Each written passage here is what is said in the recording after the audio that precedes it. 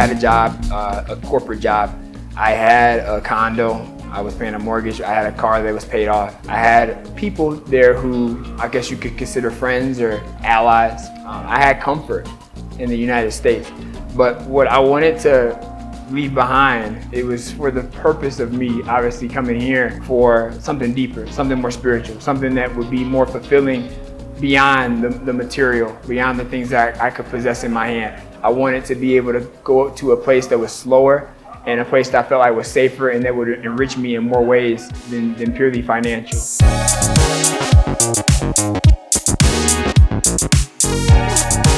Okay, my name is Kenyon. I'm 26 years old. I moved from Michigan, the United States, here to Kenya in April of this year.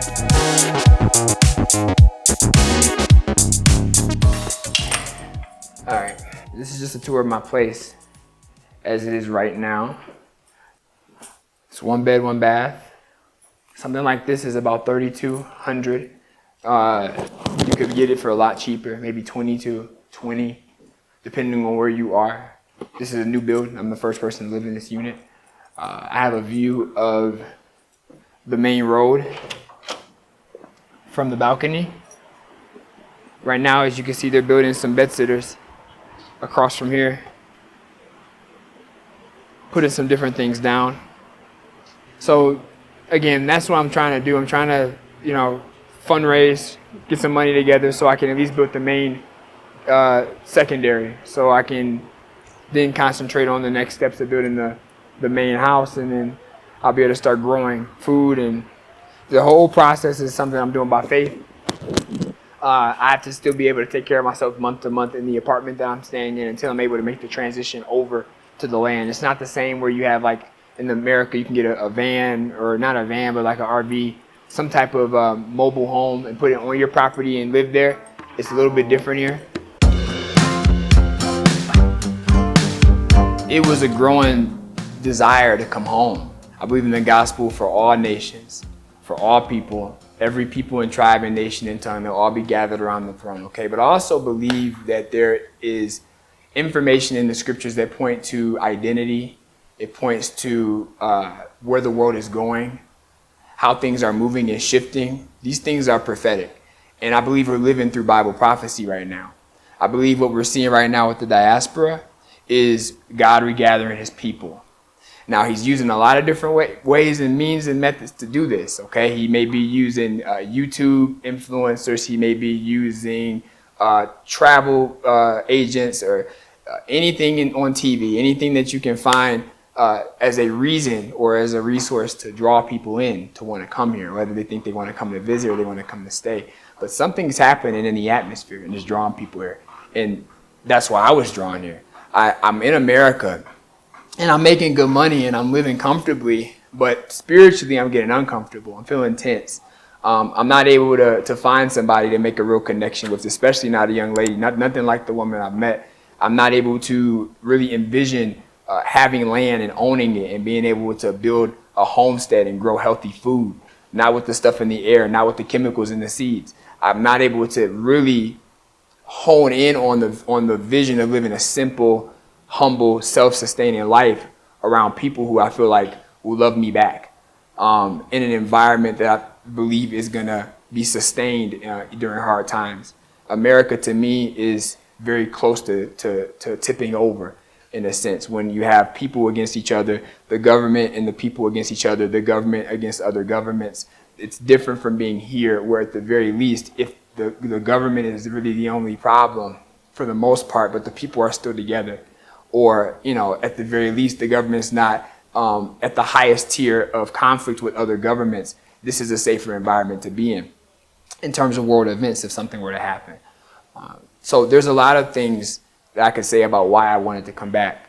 But to keep it simple, I believe the Father has led me here. And I put my faith in Yah, and whatever he shows me, I trust it and I go with it and I jump in. Again, it hasn't been easy. Financially, it's tight. I do consultations. I do business at a lower level. I had a savings, so I came with finances, but I put some investments in some things which I trust and that are going to pay off in the long run. But right now, just figuring stuff out. But I definitely believe and am reassured every day when I am, get a smile and a wave and a nice meal presented to me, or just, again, the casual, cordial, good feeling and good vibes here, that I'm in the place I belong. Well, I would say at least 3 standards of living. I've lived 2, I'm going on my 3rd, because I realized, I gotta live humbly if I wanna, stretch my time here while I wait for a permit to be issued, or a certificate to be issued, or anything that I'm waiting on that can help me move forward in making more money legally, or just with a clear conscience here. The 3 standards, I would say you could live more on what would be considered high end here in Westlands or in Kilimani or Kilauea, up in that echelon where you're paying maybe the equivalent of, I would say, $900 to $1,200 a month. I didn't necessarily rent an apartment at that time, but I was at an Airbnb for some time while looking for an apartment, and I was spending money up in that range. Right now, this doesn't seem like a high cost. This doesn't seem expensive, when you're living in America paying rent or a mortgage that's well over $1,000. But remember, when you're here and there are not as many jobs or as many ways to make money, and because there is a very intricate, subtle system in place to keep people who are over here, who are qualified, from getting jobs abroad, you've got to take into account that less money is going to be coming in, if any at all. And this is why maybe it'd be wiser to scale down. This would be where I'm staying, probably the 2nd tier, where you're paying more like a few $100s a month.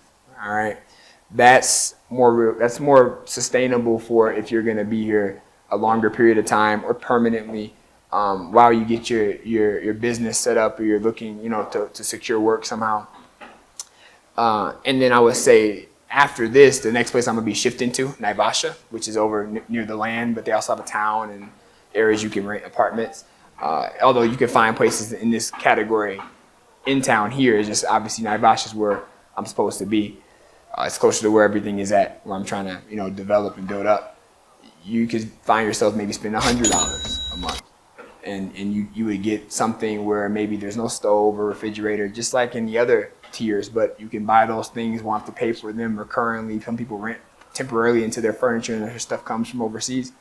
But for rent, it can be as high as $1,200, $1,300, $1,400, or $1,500. I've seen even higher, depending on where you are, even the newer developments, or it could be as low as $60 or $70. It just depends what you're willing to deal with. If you're paying $100, like I said, to live somewhere, you don't expect there to be like a road that's paved outside of your door, or for it to be in the most fancy neighborhood near the nicest malls. But it will suffice in terms of keeping your overhead very low while you figure certain things out. Like I said, I'm moving there next to get closer to the land, to keep my eye on the ball, my eye on the prize, while I, again, logistically figure out some other things as it pertains to income. Cost of living every month, it can be, I would say, if you take $100 for rent, this is the goal. I'm gonna tell you where I am now and where I'm going, but the goal is 100, 125, no more than 130 for rent. And then you eat out occasionally, but maybe the equivalent to $100 or $200 for groceries, transportation, throw another 100, maybe spending $500 or less a month. Very possible. Very possible if you come in with the right mentality. Where I was at before, it was more like $1,500 a month.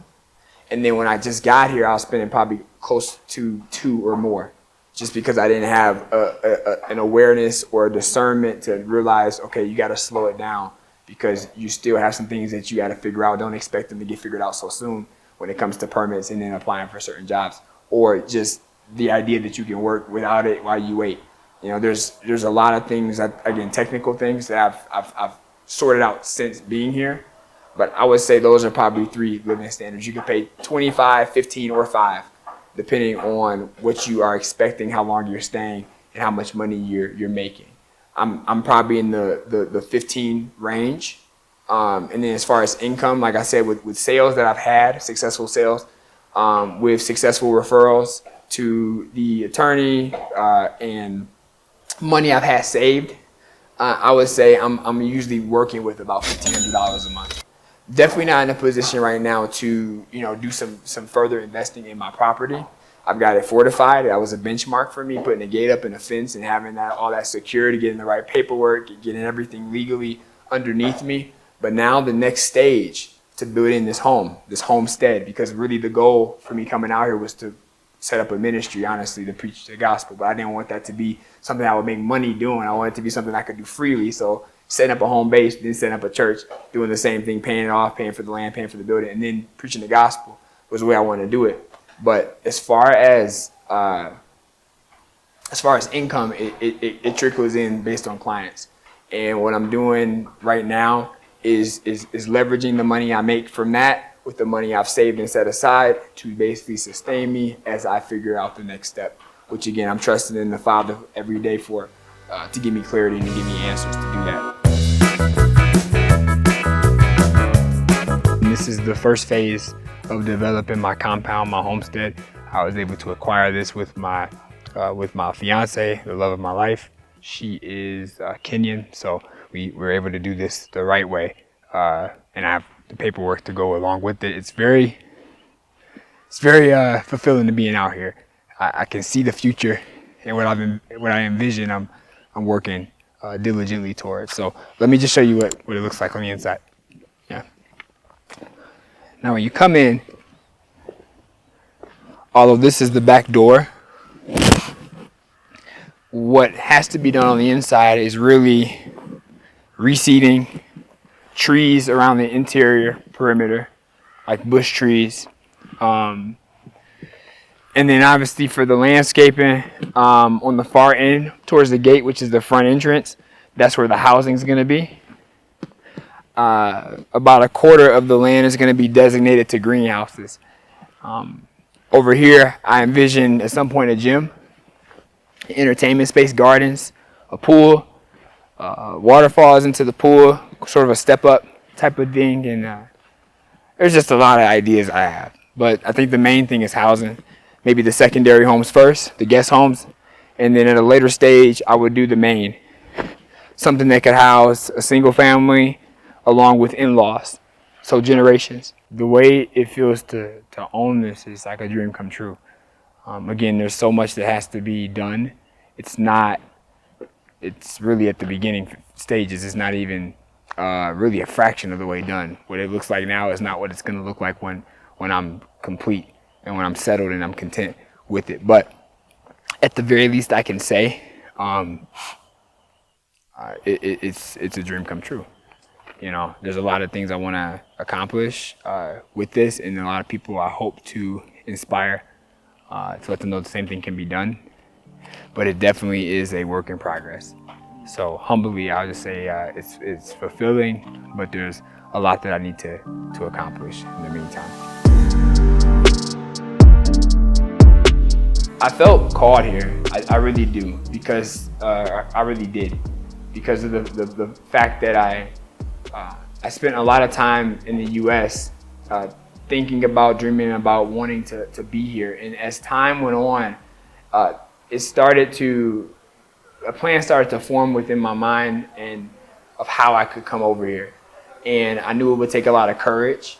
And I knew that if I were going to do it, now would be the time while I'm young. I don't have any children, and that's really a huge part of it.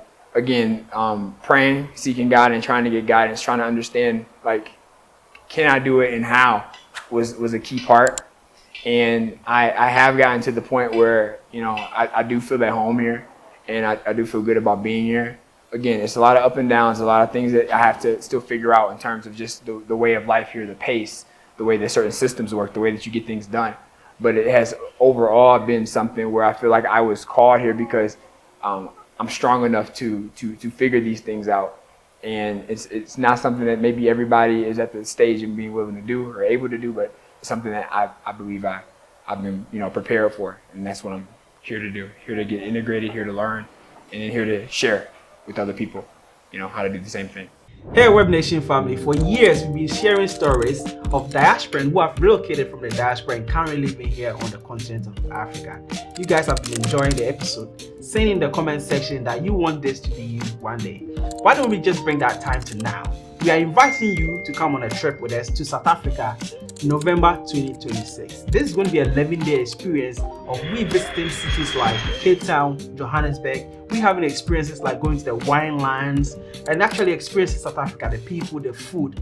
This is not just a vacation. This is a very well detailed experience that gives you the proper insight on people interested in relocating. The beautiful part about this is we've made it easy for you to come on this trip with us.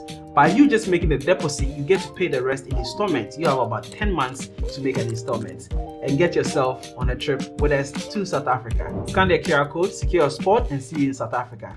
Now guys, let's get back into the video. The reason I wanted to be here versus, for example, let me say Ghana. Ghana had like a year return. I believe that they had a program or something in place at one point that would allow you to come back if you're in the diaspora. But I guess for me, it was something about going back to the place where my ancestors were taken from specifically, that it just didn't drive the home me like wanting to be there. I felt like I wanted to go back to maybe the cradle of humanity, somewhere a little bit closer to Eden, close to the origin of things. In East Africa, or particularly here, it struck home. South Africa was a little bit more westernized. And I sensed that it was, the cost of living was cheaper. I did some research on that, but I also felt like it was a little bit more or less like the United States in some ways, systematically at the very least. So kind of ruling out, South Africa for that reason, and then even Ghana, like I said, because it was a little bit less close to home to me, it seemed like, or something I wanted to have to go through and face. That being where, again, the slave coast was the Gold Coast. I wanted to come here and see what could be found. And again, it just appealed to me above everything else. Can't really explain past that. I would say the first month or two was just simply getting adjusted, figuring things out, transport, payment systems, getting my accounts flipped over, trying to figure out where to live, meeting the right people to discuss what I'm trying to buying the land, building. And then the next couple months, it was more business oriented, building business, seeking clients, talking to them every day, long conversations, hours at length, planning for how they could do the same thing I'm doing, but better, more efficiently, helping people get settled here. I helped one group of people come. And then obviously I help facilitate another person buying who hasn't come. And things like that take up a lot of my time. And then taking care of myself, making sure I'm getting my exercise, cooking or eating out. But all these things, they eat away at hours of the day between being here closer to Nairobi and Kiambu or being out there in Navasha. That's a day trip there and back. Navasha is where I have land, where me and the young lady have land. Because we had to partner up. She's local, I'm foreign, so the only way I can own land a certain way is if we're together, which is good anyway, because this is where we're gonna build our future. But a lot of these things, logistical, as far as even conversations, they've taken up the majority of my time in the latter months, but the earlier months, it was just simply transitioning from the West over here and then getting assimilated into the system the best that I can. America, it's a lot more punctual and it's a lot more be on time. And if you expect something to get done in 3 to 5 business days, it needs to be done. It's not like over here where you can be told something should be done in a week and it could take 3 and then it's normal. Or this is what time we meet and then 30 minutes, 45 minutes goes by. Now, don't get me wrong. My people back there, we have that tendency, and I think that's why I can say we're so much like the people over here, but we can't necessarily comfortably carry that nature in that system. We'll get fired, we'll lose our jobs, we'll miss opportunities, we'll be ostracized or clowned for not having that sense of urgency when it comes to day-to-day life. America is fast-paced, it's capitalist, it's very much about the money. And that could be one of the hardest transitions to make, honestly. Getting adjusted to the pace, learning patience, and making clear decisions and dealing with the right people, it could be harder. It could be harder because it's definitely a more people-driven culture in society and environment versus America is more systematic, where people are kind of just plugged in like cogs in a machine to do certain jobs, to fulfill certain goals and roles. I think that's one of the benefits for me being here. Don't get me wrong, you can look at the infrastructure and look at the streets and look and think you're in the hood, but that's just because of the fact that in the United States, most people don't own the stuff that they have, they're paying for it. And so you can't just build something based on what you have in your pocket and then stop and then just leave it. And then you have half a building just sitting on the side of the road. Here you can do that, but it's really, like I said, it's based on people having what they need to do a project, how much of it gets constructed. And the way that ties back in to safety is because a lot of things as it pertains to safety, I think with people, or at least with me and from my experience and also observing others, it's based on how things look on the outside. So because you see unfinished roads or unfinished buildings and less lights on the streets at night in certain areas, you might think it's a less safe environment. But if you look at the crime statistics, you'll see that they don't have as much violent crime. And in America, I would definitely say that even though the average neighborhood or street might look a certain way, especially if you're a minority or you look like me and you can be easily judged or profiled or prejudged, I didn't feel as safe. It's a country where everybody has guns and law enforcement. They're all over, and you don't know what the motive or the mindset of the enforcement officer is. I feel safer here just because I'm around people who look like me. There aren't people walking around with guns everywhere unless, again, they are part of the MPs or law enforcement. And it's just a more peaceful place. The culture and, again, the people orientation of the community makes it a kind of place where people just kind of are to themselves but are always willing to help. And that's just not something that I believe is easily sourceable in the place where I came from, whether you're dealing with a more urban environment, suburban environment, or country environment, being, again, a Black American. Overwhelmingly, yes, although I do know that there are, people who may not have had experience with people who they call me more or less like a neo-colonizer, right? Because they assume I'm coming from a place with wealth and I'm trying to, kind of take over. I'm not really sure where all that comes from. I could give my opinion, but I don't think that's necessary. I do feel welcomed here. Hello, I'm Lucy Wanjohi. I met Elway a month ago, and he came looking for a place to eat, and he found this place. My hotel is at the Praise Hotel in Gasharage. And since then, he has been my good customer since then, for breakfast, for lunch, and at times for dinner. But breakfast and lunch has to be. He loves maharagwe, that's the yellow beans, and chapati, and tea. So he has been a good friend of ours, and we have interacted with him for some time. And actually, I'm happy about him because when he comes here, he talks to the mommy back in the America. And the mom is like, oh, you're eating yellow beans. So it's fun. He has been a good friend. Yeah. I've definitely found support. As far as the community, I've met some of the expats. I'm not as tied in with them all or with many because, again, my goals are not necessarily toward, my aspirations, I'll put it that way, are not necessarily moving towards the city, it's moving away. It's getting out to Navasha, not Nairobi. So there's not as many people who are looking to be out that way yet, although it's a developing area and I see the potential and I see the draw and I see a lot of people soon, especially as people continue to flood in, looking for places like this to go build homes and to settle, because it's very much like a distant countryside / suburb of a major city. It's just in that development phase where things are being bought up and things are being built up. But I see very soon, maybe in 10 years, this being the hub for people who are relocating that don't want to live the fast fly city life, who don't want to necessarily be on top of somebody, but they want open space.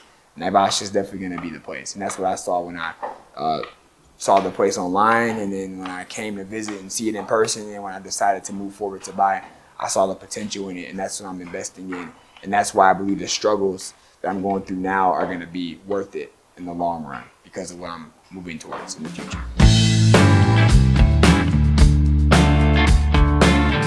This is Jane. This is one of my mothers here.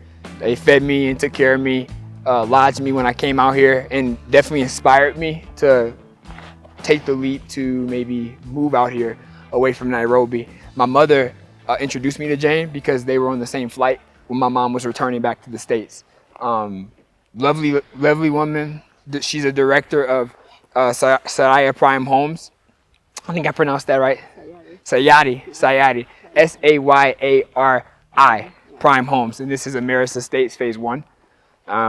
You can actually find this project online at ameris.estates, www.ameris.estates. But the whole process of what they're doing intrigues me because it's contemporary, modern, Western style homes, obviously coming from America, that appeals to me, but it's in Africa, which appeals to me. So bringing those two worlds together, you get something very high quality and high concept.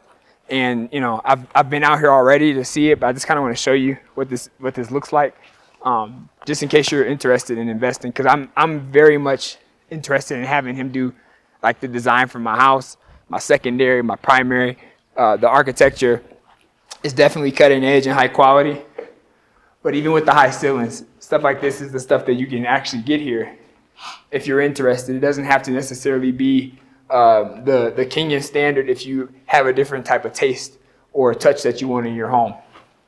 Big entryway, open concept, kitchen, dining area, island space, living room, large windows, beautiful view.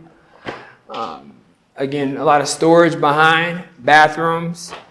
You got a staircase, can lighting will come and light the staircase up. Let me kind of go up the steps to give you a little bit more. And I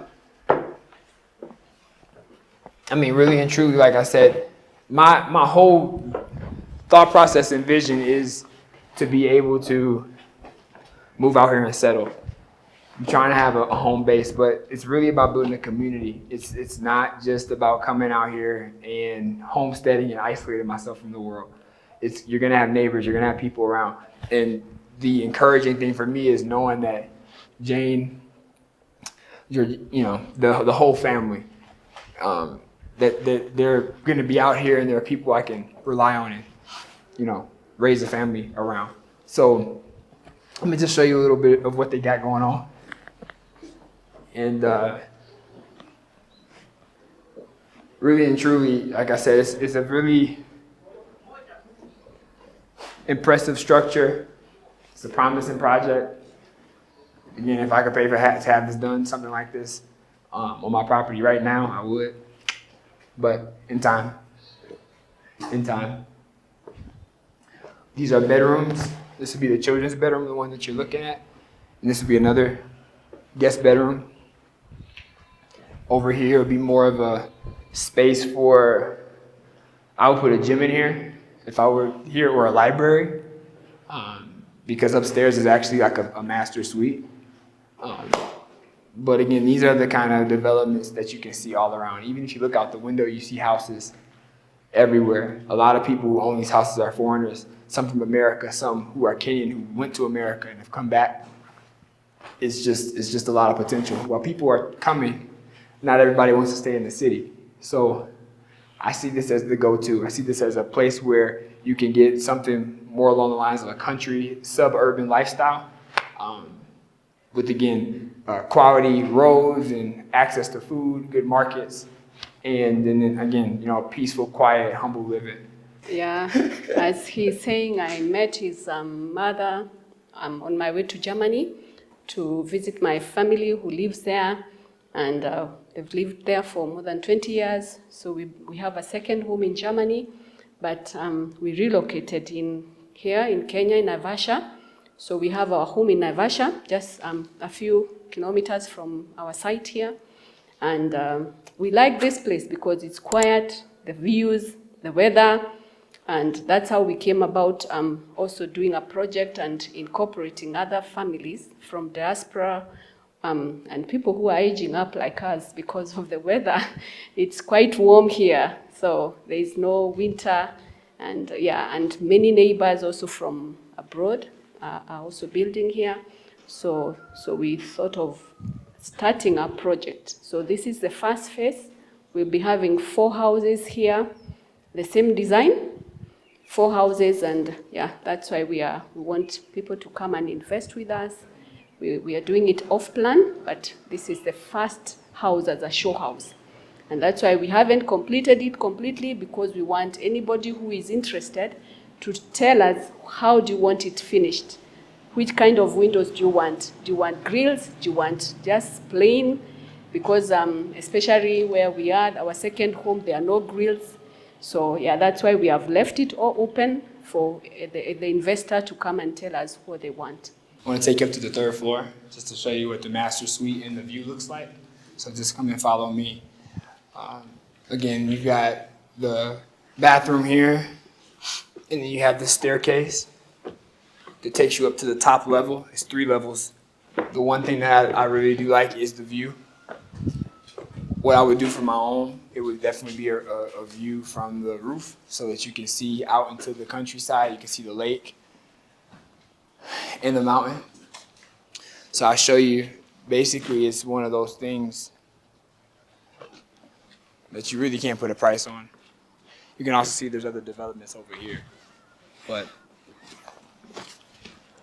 you have this lake here that stretches from one direction all the way to the other. You don't even see the end of it.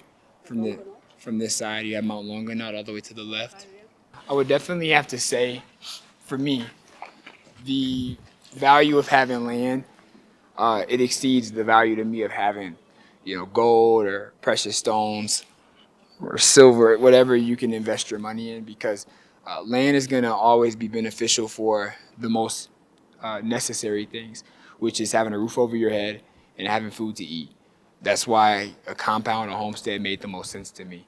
I think really if people could come together and invest, pool their money together and invest in large acres or in developments like this, where you're dealing with people who are very trusted, and they produce high quality, up to standard work. It's definitely something worth looking into. For me, I want to have something that I don't have to pay a mortgage on. I don't have to live, every month concerned about, can I afford to live here. I wanted something in a really nice environment where it is peaceful and it is paid for.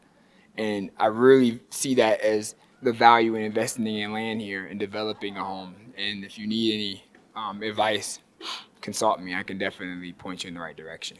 It's quite peaceful here, and as Ken is saying, building a home here with no mortgage, that's very, very good.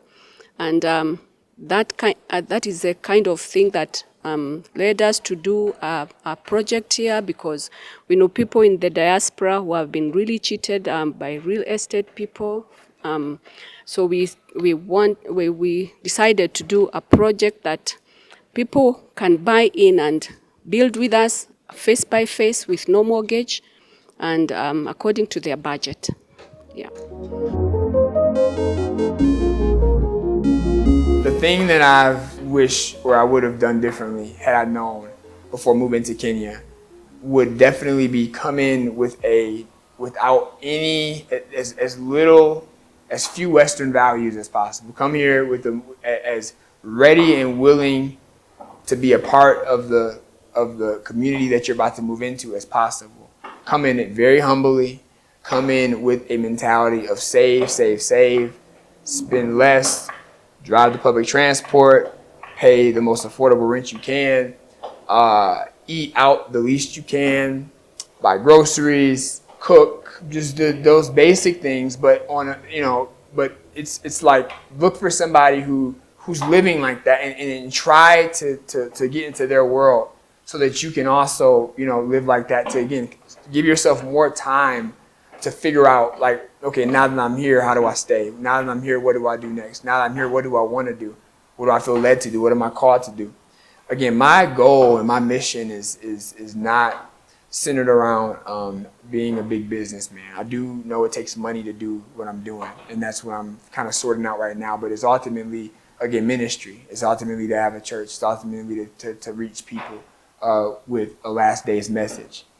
But again, had I known that and then also come with the mentality of up until that point, I'm going to have to be very conservative and be very strategic and ask a lot of questions. I would have been more conservative, more strategic, and asked more questions and been a lot more frugal than I was already being when I came, just to give myself more bandwidth and more space to figure out those other things, because you're moving countries. It's a big deal. You're coming from one place to another, and you have to be able to understand that culture really it defines a place, and it really based on how drastically different they are, it could really be a stumbling block for you if you're not mentally, emotionally, and financially prepared for it.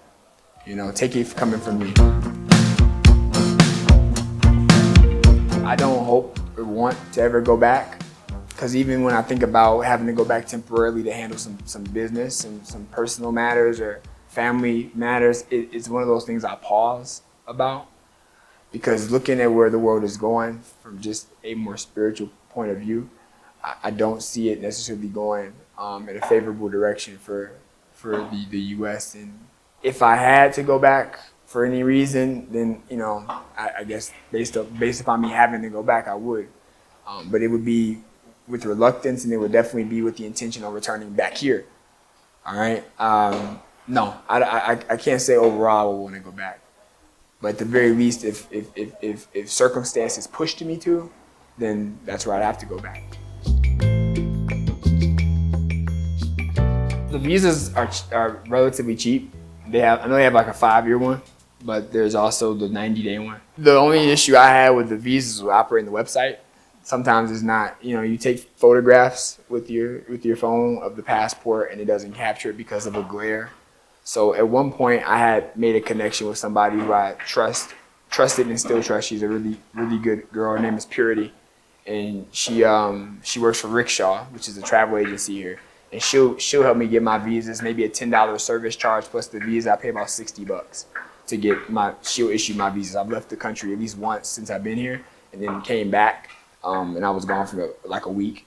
And she helped me leave and come back into the country by just booking my visa for me. It took about 3 or 4 days for it to be issued. And obviously, if you're willing to pay extra, somebody can facilitate the visa. Basically, they call it a facilitation fee. They can basically expedite you getting your visa in 24 hours. That's just how it works here. You basically, who you know is going to be a strong determining factor in what you can get accomplished. In terms of the permit, I applied for a permit 3 months ago, digital nomad. Again, this is very candid.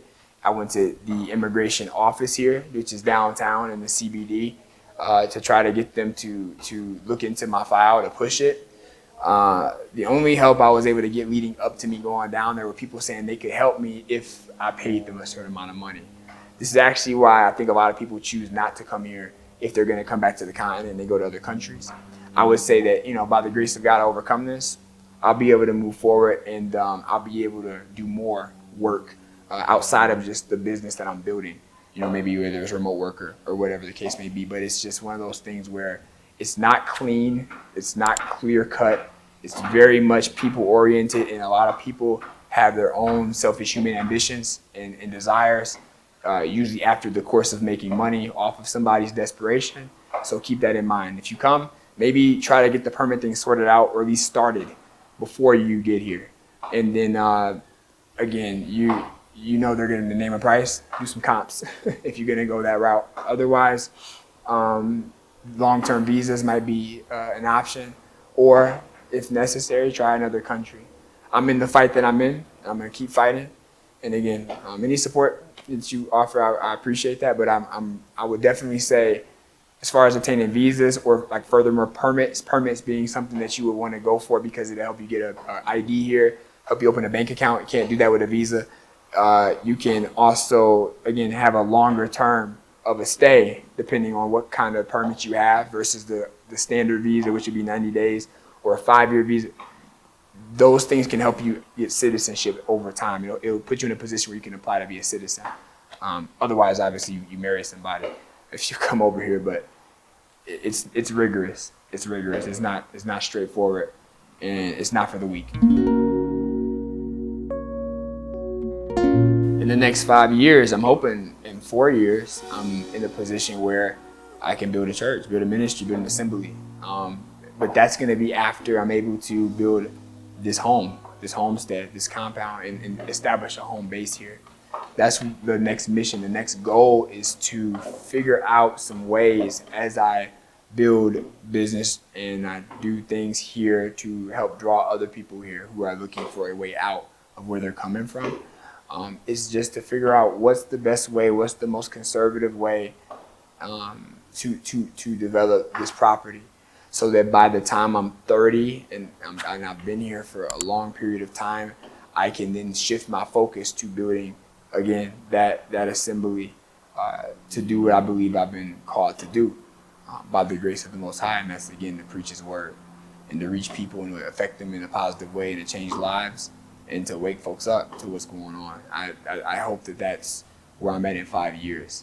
All right, and then I'm ready for it, and then I'm mature, and then I'm learned, and then I'm experienced, and then I'm humble, and I'm just anointed to fulfill that calling. It's gonna be a journey though, but I'm fighting every day, and I'm believing in God for that thing to be what I arrive at some point to serve His purposes. Hold on to your faith and do things as God orders your steps. Don't rush. Don't try to go too fast. And save as much money as you can to buy yourself as much time as you can to figure out the things that you don't yet realize you're gonna have to figure out. Keep your eye on the ball. Retain that vision and that hope that you have on building that compound in Navasha. But understand that the way you're gonna get there is not something that has been completely revealed to you yet. So you're gonna have to take it step by step, day by day. But stay encouraged, because you can do it. Because through Christ you can do all things. He strengthens you, so let Him strengthen you. That's all I would say. I would speak words of encouragement, but I also would, on the logical, strategical side, just tell me to find a place to live sooner, spend less, eat out less, converse, and what's the right word? Network more. Because again, this is definitely a business-oriented networking country. Whether you're talking about in the private sector, or in public offices like in the government where you need to get things accomplished. The advice I would give to someone watching and wanting to relocate or move specifically here to Kenya is definitely try to make as many connections before coming as possible that are viable, because of things like if you're trying to do it by the book and you want to get, certifications, permits, things like that, knowing someone up front who can help you with the process. That's really the only way it seems like it works right now. There are ways to just do it by the system. You can go go open accounts, FNS, immigration, e-citizen if possible, depending on where you're coming from. There are ways to do these things on your own, but certain things are only going to be able to go so far without the right help. That's just how it is. It's very much about people in positions of power, and that's the leverage that they have over you, to where they'll expect things from you, financially especially, in order to help them. So keep that in mind too when you're thinking about where to come. I think Kenya is blessed, and it's a wonderful place, and I feel the presence of God here. I just know that the system that sits on top of Kenya right now is one that is definitely treacherous, and it's hard to navigate. Some things harder than others. It's a blessing to be able to come in, and I had a lot of things work really well, and things have gone well for me in some aspects, in some areas, but some other things have not been that easy. And if it weren't for my resolve and my faith to keep me upright and to keep me motivated and positive, I definitely would have broke. But again, it's not just that, it's the people around who've uplifted me as well in the process of going through some of these challenges. People who are nationals here, Kenyans, for example, families who've advised me, people who I've met along the way, who have definitely been there for me during hard days when I've had to go to places and not get things done waiting all day in offices just to be, turned away or told to go back and wait. It's difficult, but it's one of those things where I would say just be mindful, count the cost of what you're gonna do, and then don't look back after you make that decision if this is the decision you believe that the Lord is leading you to make. I would say if you are feeling compelled to leave, which a lot of people are, no matter what the reason is, I think just plan your steps accordingly and do a lot of research, and then when you come, don't try to come and change the environment in terms of the culture. I know there's some things that could be changed, like the way government systems operate, but I'm talking about in terms of the social life. In terms of what you're coming for, but make sure it's for good reason, because that's going to be the reason you're going to have to hang on when you go through difficult times. I came here for this reason. I pray this is why I'm, that this is worth it. If you come for a bad reason, you're going through stuff, you're not going to have the resolve to push through. But if you're here to serve what will be considered a good purpose, you'll find something in you, hopefully, that will keep you motivated even during difficult